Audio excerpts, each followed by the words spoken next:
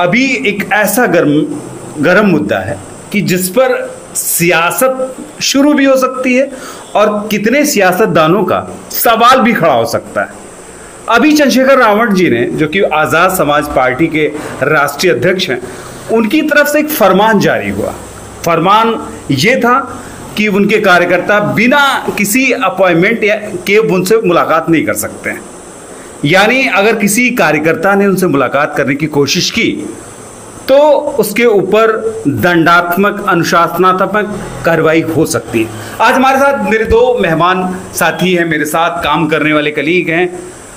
एक तरफ हमारे साथ मशहूर पत्रकार नीरज जी हैं और दूसरी तरफ मशहूर पत्रकार चंद्रशेखर जी हैं। ये दोनों हस्तियां आज इसी पर हम डिबेट करेंगे, इसी पर हम सवाल जवाब करेंगे आपसे कि आखिर जो नया शुरू हो रहा है। चंद्रशेखर जी ने अभी जिस तरह से ऐलान किया कि हमारे जो कार्यकर्ता हैं और पदाधिकारी हैं बिना अनुमति के हमसे मुलाकात नहीं कर सकते, तो क्या ये राजनीति की दिशा में एक अलग कदम है या तानाशाही में मैं कहूँगा? चंद्रशेखर रावण एक जमीनी स्तर के नेता हैं और मुझे लगा कि दलितों में बड़े अग्रेसिव नेता हैं और बढ़िया काम करेंगे, लीड करेंगे। लेकिन एक ही सीट आपने जीता और जीतने के बाद तुरंत आपने ऐसा डिसीजन ले लिया।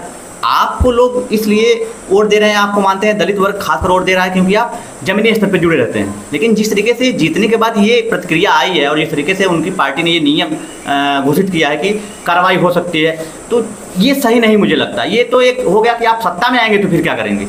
आप आम जनमानस से मिलने के लिए आप एक अभी सांसद हुए हैं, मानते हैं कि आप अपनी पार्टी के राष्ट्रीय अध्यक्ष हैं, लेकिन आम जनता जो अपनी शिकायतें हैं या जो भी उनके जरूरी काम है चंद्रशेखर रावण के पास ले जाएगा। तो ये मुझे ऐसा लगता है कि चंद्रशेखर रावण की पार्टी का ये गलत फैसला है।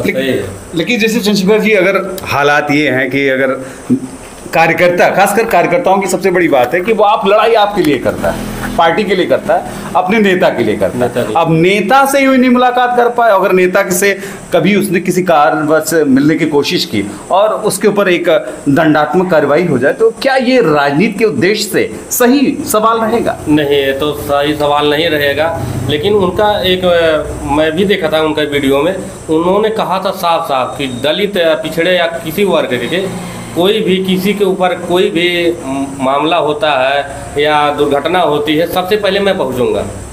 और उनके सबसे पहले वो पहुंचेंगे। लेकिन अभी जिस तरीके से वो बोल रहे हैं कि अभी आपने कहा कि जमीनी स्तर के नेता, तो ये जो जमीन के लोग हैं वो अब चंद्रशेखर रावण से कैसे मिलेंगे, जो बता रहे हैं कि हम सबसे पहले पहुंचेंगे? जब आपने वो शिकायत आपके पास पहुंचेगी नहीं तो आप कैसे उनके पास पहुंच जाएंगे? सही बात है। सवाल तो ये है ना कि ठीक है, आपने लीडरशिप आपके पास है और लीडर आप उसके बनना चाहते हैं, एक वंचित समाज के, दलित है, अगर आपने एक दलित है, पिछड़ा है, अल्पसंख्यक है, यानी एक गरीब तबका आपसे मुलाकात करना चाहता है अपने हक हकूक के लिए। लेकिन जब उसके लिए एक पैरामीटर, एक बैरिकेडिंग लग जाएगी तो फिर कैसे मुलाकात हो पाएगी? उनके ही लोग नहीं मिल पाएंगे तो आम आदमी कैसे मिल पाएंगे? ये तो मेरे लिए और सबके लिए गलत फैसला है।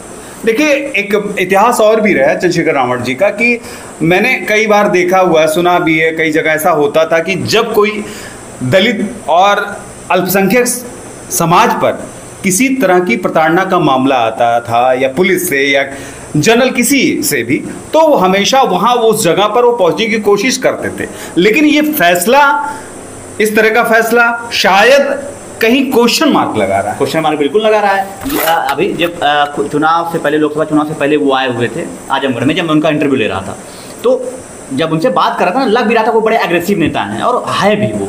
लेकिन एग्रेसिव ठीक है, आप रहिए एग्रेसिव, लेकिन आम जनता के प्रति आप एग्रेसिव हो जाएंगे तो फिर कैसे काम चलेगा? अभी आप राजनीति में आए हुए हैं, कितना दिन हुआ है? 4-5 साल हुआ होगा पार्टी बने हुए शायद। अब ये हालत तो बसपा के साथ भी चल यही ना। मायावती क्यों फ्लॉप हो गई? इसलिए फ्लॉप हो गई ना, जो उनसे कोई मिल नहीं पा रहा है। हाँ, जो वोट बैंक है, आप अगर उससे मिलने की कोताही बरतेंगे तो फिर तो ये तो गलत बात है। ठीक, चंद्रशेखर जी, अगर सही है कि अगर रावण जी अगर नहीं मुलाकात करेंगे तो फिर काम कैसे चलेगा? काम तो बिल्कुल नहीं चलेगा, क्योंकि मायावती, जैसे आपने बात रखा, मायावती आज पीछे क्यों है? इसीलिए पीछे हैं। और चंद्रशेखर रावण आज एक उभरते नेता थे और नेता है, लेकिन अगर ऐसा डिसीजन ले रहे हैं तो वो गलत। अभी आप देखिए, अभी चुनाव में भी ऐसा हुआ चंद्रशेखर जी, और ये कि इस चुनाव में भी ऐसा हुआ कि मायावती ने आनंद को प्रमोट किया, ठीक है, नेशनल कोऑर्डिनेटर और तमाम से सारे पद यानी उत्तराधिकारी घोषित कर दिया।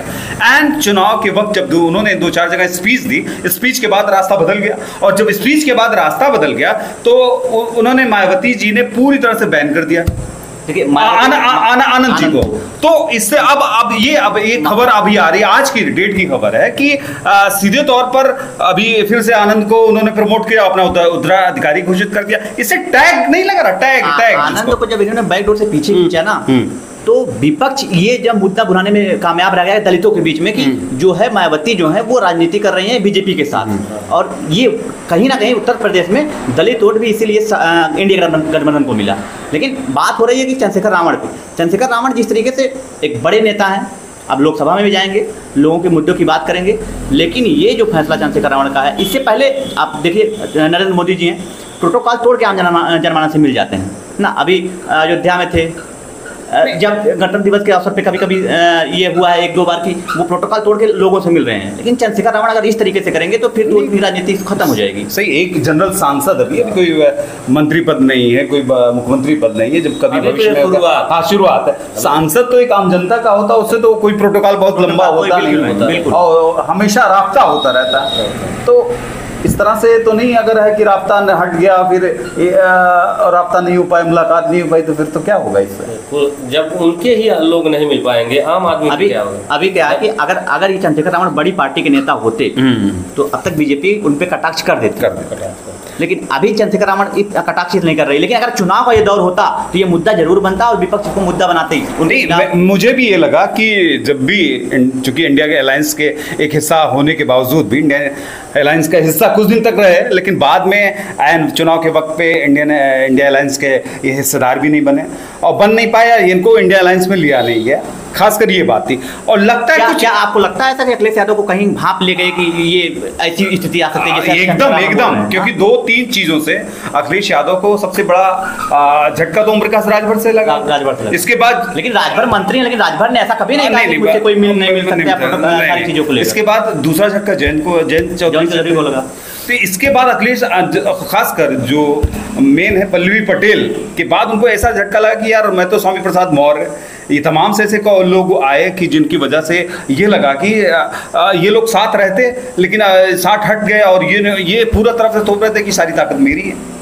तो ये झटका था, ये तानाशाही का झटका होता है। क्या अखिलेश यादव को लग गया क्या कि ऐसा? एकदम श्योर है कि वो लगता था कि उनको लग गया कि अगर ये बीजेपी के जो कुछ बड़े नेता और बहुत बड़े नेता सब हैं, उन्होंने ऐसा कुछ नहीं कहा कि मुझे आम जनमानस मिल नहीं सकता ना। नहीं, प्रधानमंत्री जी को छोड़ दे और कुछ केंद्रीय मंत्री को छोड़ दे, तो बड़े बड़े नेता उनके हैं, तो ऐसा कुछ नहीं कहा कि नियम निकाल दिया गया कि आप नहीं भाई, उनको तो कहते हैं करेंगे आप भाई, वो इसीलिए तो कार्यकर्ता सम्मेलन, ये सम्मेलन, सारे सम्मेलन, और यहाँ तक मैंने ये देखा कार्यकर्ता जब नहीं मिल पाएंगे तो आम आदमी कैसे मिलेंगे? लेकिन कार्यकर्ता बहुत जरूरी है, क्योंकि उनके कोई भी घटना होती है या कोई भी मुद्दा होता है, कार्यकर्ता उनसे ही शिकायत करेंगे। अगर उनके कार्यकर्ता पे ही उंगली उठाई जाएगी तो फिर कैसा होगा? नहीं, ये पब्लिश नहीं करना चाहिए। इनको अगर करना, आप नियमावली बनाइए, अपना एक संविधान बनाइए, एक नियम बनाइए, लेकिन उसको पब्लिश मत करिए। और ये पब्लिश करके इन्होंने एक अलग का रायता फैला दिया है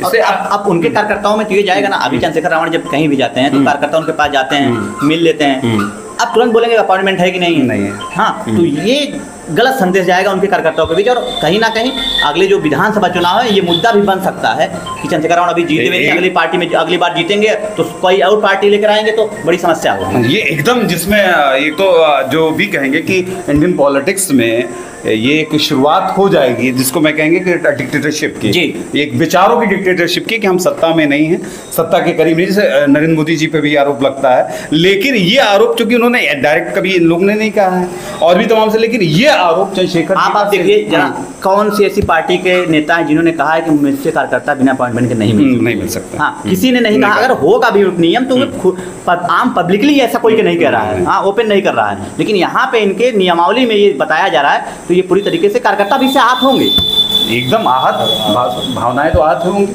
तो देखिए ये मुद्दा बनता है कि ये खुद अब ऐसे असमंजस में पड़े हैं कि जब उभरने की कोशिश किए तब ऐसी स्पीच देंगे, इससे तो बहुत दिक्कत होगी इनको। एकदम सही, दिक्कत होगी एकदम, क्योंकि उपचुनाव है अभी 10 और ज्यादा भी हो जाएंगे, हो सकता भी। हाँ, अच्छा, तो इससे पब्लिक भी खुश थी कि चलो चंद्रशेखर रावण ने जब चंद्रशेखर रावण जीत रहे हैं चुनाव, तो मुझे ऐसा लगा कि चंद्रशेखर एग्रेसिव नेता है और पिछड़ी जाति से आते हैं, तो और आम जनमानस में उनकी बड़ी पकड़ है और ग्राउंड लेवल के नेता हैं, तो लोकसभा में जाएंगे, बड़ी बातें करेंगे, लोगों की भलाई की बातें करेंगे। लेकिन मुझे ऐसा लग रहा है कि इनके नेता, तो मैं थोड़ा सा, मुझे ऐसा लगता है, मैं पसंद करता हूँ चंद्रशेखर रावण को, लेकिन जिस तरीके से ये उनका नियम आया है, ये मुझे लगता है गलत है। देखिए, आपको भी लगता है गलत है?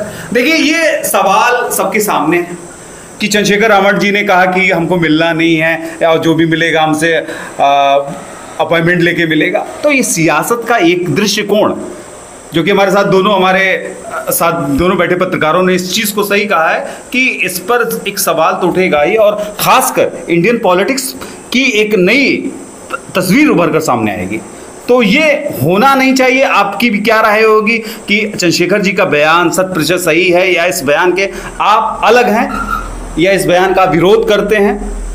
तो आप हमको मैसेज के थ्रू, हमारे YouTube चैनल भी है, इस YouTube चैनल के माध्यम पे, जिस पे आप हमारा ये डिबेट कार्यक्रम देख रहे होंगे, उस पर आप अपनी तस्वीर को मैसेज के जरिए साझा कर सकते हैं। हम दोनों मेहमानों, आपका बहुत बहुत स्वागत है, और इसी के साथ हम इस कार्यक्रम को यहीं पर ख़त्म करते हैं। धन्यवाद।